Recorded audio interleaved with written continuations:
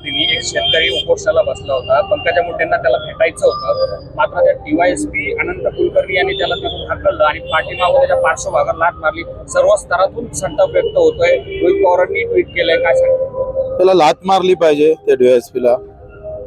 हो, आम्ही किमान एक मोठं पोस्टर DYSPच्या ढुंगणावर आम्ही लाथ मारून तो कोणाच्या तिकडे त्याला मारताना दाखवलेला आहे.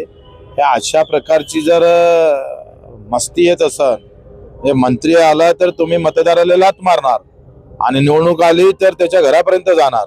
ते पंकजाताईला समजायला पाहिजे. पंकजाताईनं लगेच त्याच्यात निश्चित करायला पाहिजे. त्यांच्या दौऱ्यामध्ये जर असं होत असन आणि त्यांच्या निमित्तानं असं होत असन तर पंकजाताईला एवढी समज तर आहेच. आणि मग आमचे ते सगळ्यात जगपातळीवरचे जे हुशार आमचे मुख्यमंत्री आहेत, तज्ज्ञ, त्या गृहमंत्री आहेत, त्यांनी त्यांचा पोलीस असा वागत असेल तर त्यांनी लगेच दखल घ्यावी. सस्पेंड न काय होतं त्याला?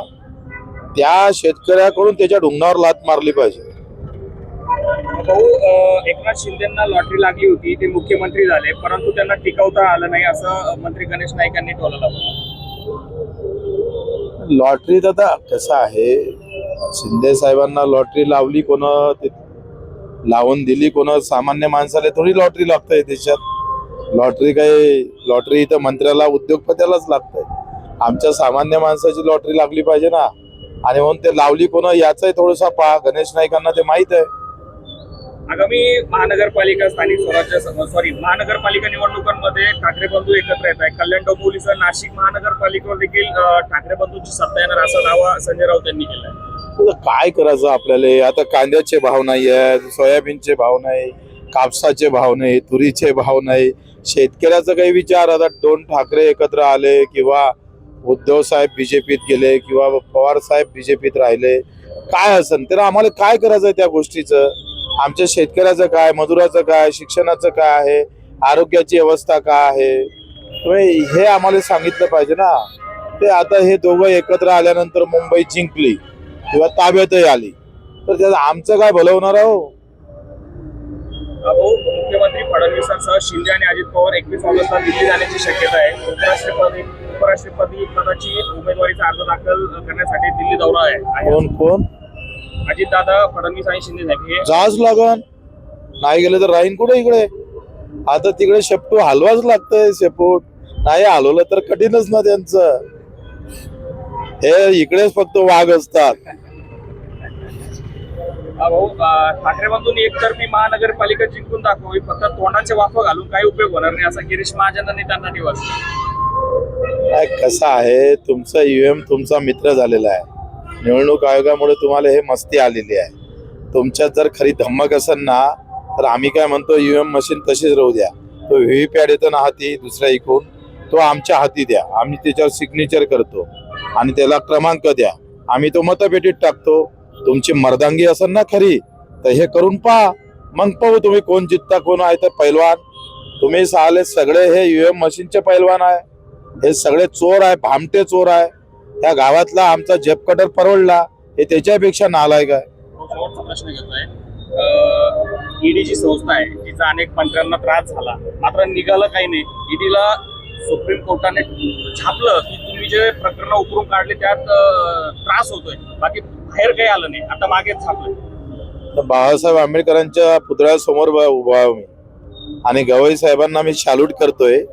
त्यांना नतमस्तक होतोय का त्यांनी जो काही बाणेदारपणा इथे दाखवलेला आहे.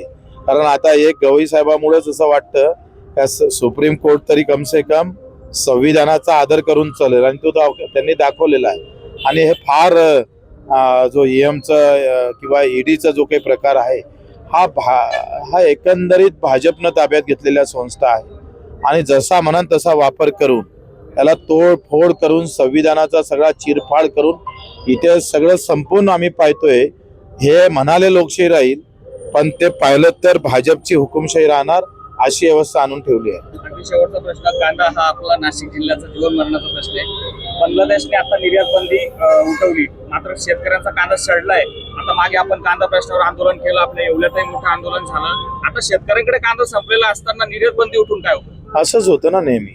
दुसरं काय होतं, मतदान झाल्यानंतर जसं त्या DSPनं लात मारली मतदाराला, तसंच कांदा उत्पादक शेतकऱ्याचं जेव्हा भाव वाढले असतं तेव्हा शेतकऱ्याच्या हाती धान्य नसतं आणि भाव कमी असतं तेव्हा शेतकऱ्याच्या दारात तो सडतं.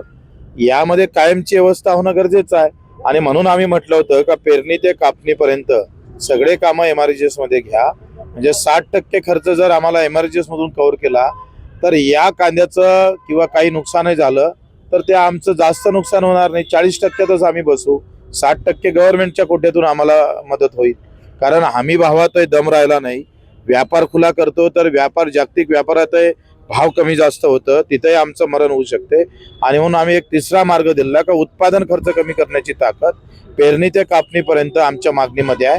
तो जर केला तर फायदा होईल आणि नेहमीची ओरड राहणार नाही.